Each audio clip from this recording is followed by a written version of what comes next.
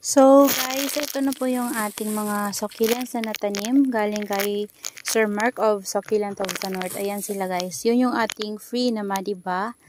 Yan si Lawidensiana ata yan guys, or si Monroe kasi magkamukha sila. Hindi ko na matandaan kung sino sila doon sa dalawa. Si Missing You. Tapos yan, yung nilagay ko sa ating ceramic pot. Tapos yung ating Pretty in Pink, si Peach Snow. Tapos this one, yan, hindi ko alam yung ID. Tapos yung ating Lovely Rose. And ito, dito ko siya guys tinanim sa pink pot natin. Tapos ayan, pinagsama-sama ko sa square pot. Ayan, tinanggal ko muna yung nandito para mapagkasya ko siya. Ayan, so ayan lang naman sila guys. Ayan, konti lang naman sila. So dito ko sila guys nilagay para dito mainitan sila ng morning sun, and then afternoon ay shaded sila. Hindi na ako palipat-lipat. So, yung dati na nandito natin na mga succulents, yun yung ilalagay ko muna sa nainitan na talaga kasi sila kaya na nila yung sunlight kasi na-acclimatize na natin sila dito sa natin, location natin. So, yan lang guys. Yan, after natin siyang maitanim,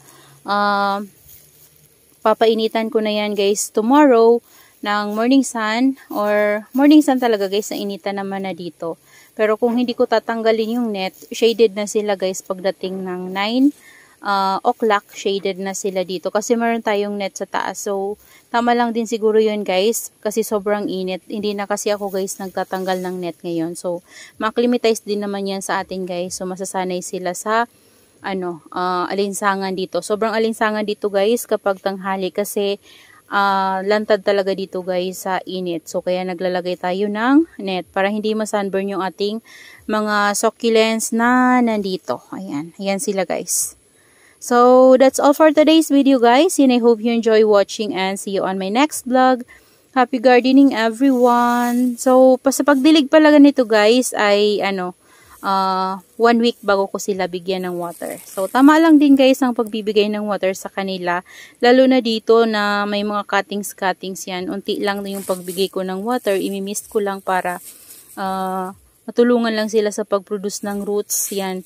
Kapag may roots na sila, so mas mag-grow yung roots nila kapag medyo sila ng konting moisture. So, yun lang guys. Maraming salamat sa inyong panonood and bye-bye!